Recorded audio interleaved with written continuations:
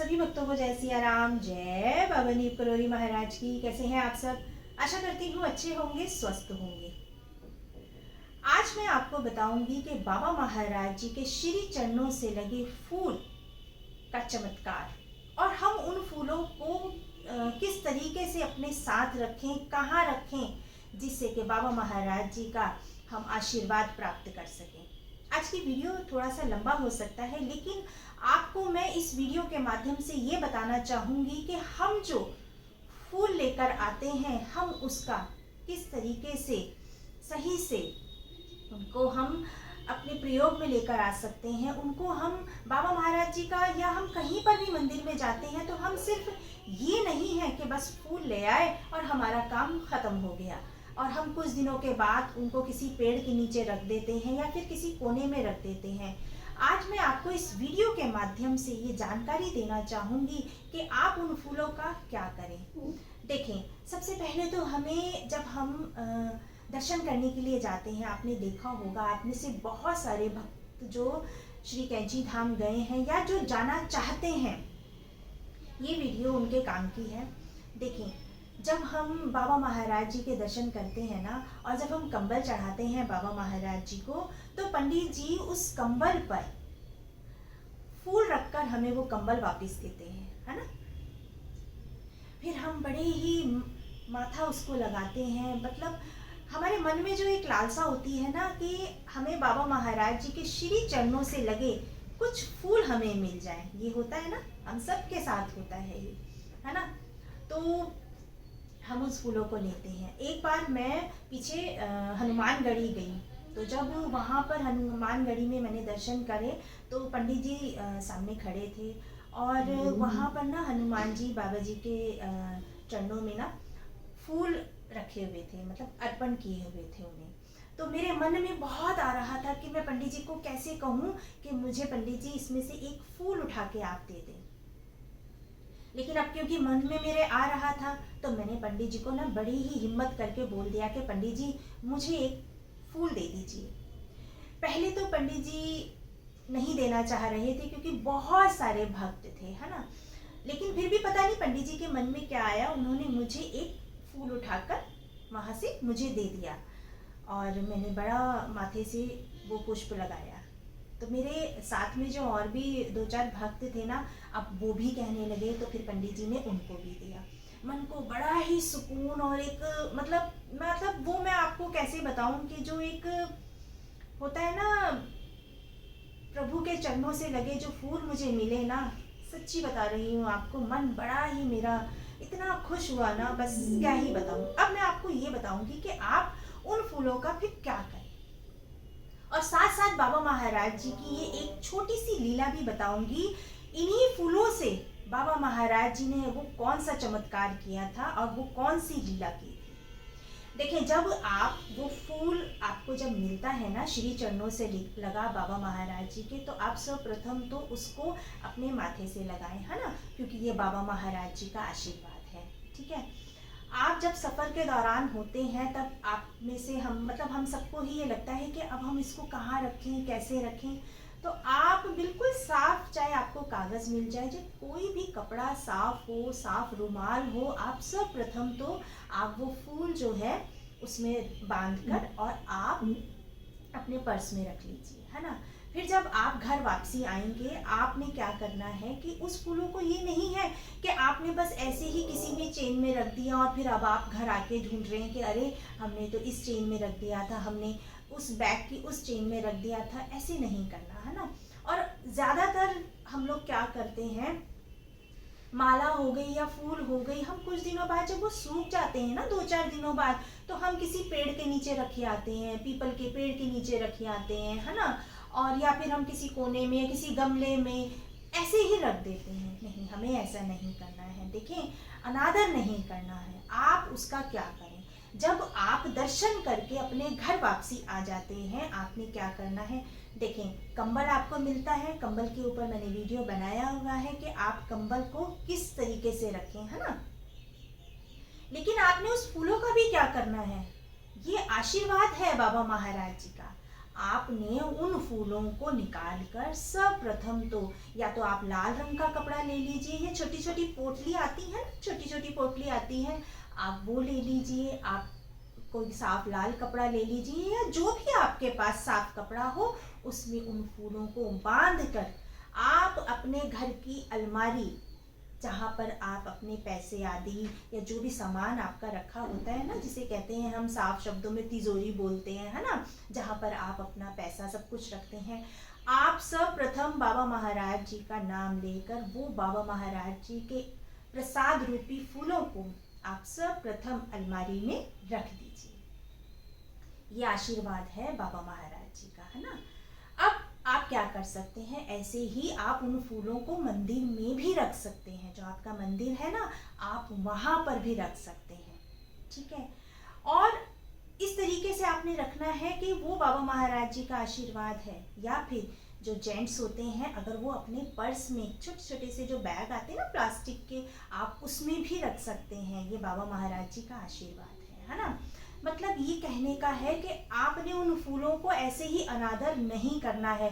जब तो हम बड़े भाव में वहाँ से लेकर आते हैं, लेकिन जब घर वापसी लौटते हैं ना, तो हमें आलस आ जाता है, बहुत सारी चीज़ों का आलस आ जाता है, या कह लीजिए हम थक जाते हैं, या आलस आ जाता है, या फिर हमें याद नहीं रहता है। नहीं, आपको याद रखना है और उन फूलों को बाबा महाराज जी का आशीर्वाद मानकर, आशीर्वाद मानना क्या है, आशीर्वाद ही है ना, वो आपको इस तरह से रखने हैं।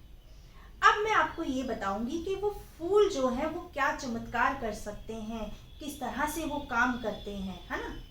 वो मैं आपको अब एक छोटी सी लीला बाबा महाराज जी की सुनाती हूँ। एक बार बाबा महाराज जी के भक्त दया नारायण जी किसी कार्य से बनारस जाने वाले थे। जब वो बनारस जा रहे थे तो उनके बड़े भाई ने अपने लड़के को भी उनके साथ भेजना चाहा, यानी कि भेज दिया। कहने लगे कि ये भी बनारस घूम आएगा, और उनके साथ लला ड्राइवर को भी साथ भेज दिया। जब ये लोग बनारस पहुंचे तो ये एक गेस्ट हाउस में वहां पर रुके, जहां पर सुख सुविधा का सभी साधन थे, वहां पर रुके। लेकिन बनारस में 3 दिन बाद ही बड़े भयंकर दंगे छिड़ गए, और दंगे छिड़ने के बाद कर्फ्यू लग गया। अब कर्फ्यू लगने का मतलब है सारी चीजें बंद हो जानी, है ना। सब कुछ, सारी सेवाएं, डाक की सेवा बंद हो गई, हर एक चीज वहां पर, टेलीफोन वगैरह की सुविधा सब बंद हो गई। अब दया नारायण जी जो गए थे जिस कार्य से, वो भी रह गया। और इसी बीच में हुआ क्या कि लड़के का नाम गोपाल था, जो उनके बड़े भाई का लड़का था उसका नाम गोपाल था। गोपाल को बहुत तेज बुखार आ गया, वायरल फीवर उनको हो गया, और साथ साथ लला ड्राइवर को भी बहुत तेज बुखार हो गया। दोनों बुखार में तपने लगे। अब दवाइयाँ कहाँ से आएं, क्योंकि कर्फ्यू लगा हुआ है, फोन की भी कोई सुविधा नहीं, हर एक चीज बंद थी। अब दया नारायण जी बड़े परेशान हुए कि मैं इस कलंक को कैसे सहन कर पाऊंगा, मेरे साथ तो ये बड़ा ही अजीब हो गया है, सारे सुख सुविधा के साधन जो थे वो बंद हो गए, अब मैं इनको दवाई भी कहाँ से ला कर दूं। अब वो यही सोचते सोचते पूरा दिन निकल गया, क्योंकि कर्फ्यू लगा हुआ था। अगले दिन अचानक से दरवाजा बजा। जब उन्होंने दरवाजा खोला तो सामने एक पोस्टमैन को पाया। पहले तो वो पोस्टमैन को देख के ही घबरा गए कि ऐसे कर्फ्यू में जो कि सारी चीजें बंद हैं, ये पोस्टमैन कैसे आया। पोस्टमैन ने एक उनको पार्सल दिया। अब जो वो जहां से आया था उसमें जो नाम था, वो नाम था बाबा नीब करौरी। देखते ही वो हैरान हो गए, और जब उन्होंने वो पार्सल खोला, और इस पार्सल की कोई जानकारी उनको नहीं थी, बस अचानक से ही वो पोस्टमैन कहां से आ गया, कैसे आया, कुछ नहीं पता। और बिना कुछ उसमें लिखे, सिर्फ जब उन्होंने उसको खोला तब उसमें कुछ पुष्प थे, यानी कि फूल थे। बस उन्होंने सोचा कि आ गई दवाई, बाबा महाराज जी का आ गया आशीर्वाद। उन्होंने तुरंत उसमें से कुछ फूल गोपाल की सिर पर रखे, और कुछ फूल लला ड्राइवर की तपती छाती पर रखे, जो कि दोनों बुखार से बहुत भयंकर तप रहे थे। आप यकीन मानो, उन दोनों का बुखार उतर गया। कुछ ही देर में दोनों बिल्कुल ठीक हो गए। अब दया नारायण जी सोचने लगे कि बाबा महाराज जी को कैसे पता कि मैं इस स्थिति में घिर गया हूँ, और कैसे बाबा महाराज जी को ये सब पता चला। और यही सवाल हम सबके दिमाग में चलता है कि आखिर बाबा महाराज जी को पता कैसे चला। कर्फ्यू में सब चीज़ बंद है, लेकिन बाबा महाराज जी को सब कुछ पता है। अपने हर भक्त की बात बाबा महाराज जी को पता है। अंतर्यामी है बाबा महाराज जी, हर एक भक्त के बारे में बाबा महाराज जी को पता है। तो मैं इस वीडियो के माध्यम से आपको यही बताना चाहती थी, इस छोटी सी लीला के माध्यम से यही बताना चाहती थी कि देखो, बाबा महाराज जी ने उन फूलों से उन दोनों की रक्षा कैसे की, कैसे दया नारायण जी को भी उस कलंक से बचा लिया।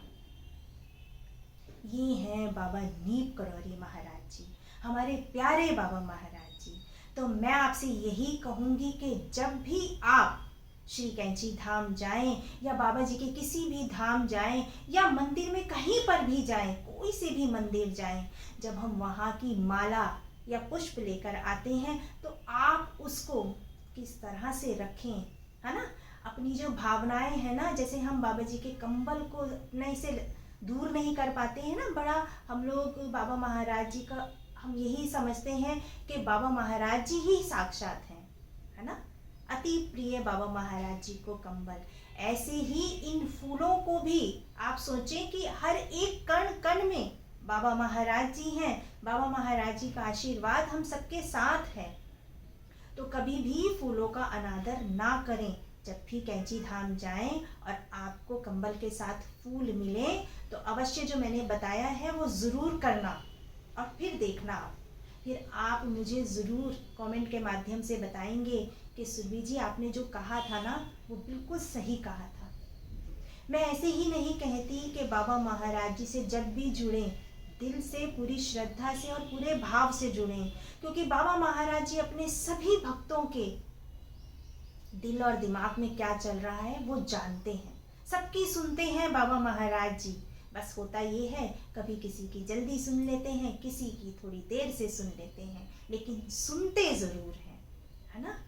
तो इसीलिए कभी किसी का मन ना दुखाएं, अच्छे कर्म करें और बाबा महाराज जी का स्मरण करते रहें, हनुमान जी का स्मरण करते रहें, है ना। उम्मीद करती हूँ वीडियो से आपको कुछ अच्छी ही जानकारी मिली होगी, और अगर ये वीडियो अच्छा लगा है तो प्लीज़ मुझे कमेंट के माध्यम से ज़रूर बताइएगा। बाबा महाराज जी से जुड़ी ऐसी ही लीलाएं मैं आपके सामने लेकर आती रहूँगी। आप सभी भक्त अपना ध्यान रखें, खुश रहें, स्वस्थ रहें। सभी भक्तों को जय सिया राम, जय बाबा नीप करौरी महाराज की जय सिया राम।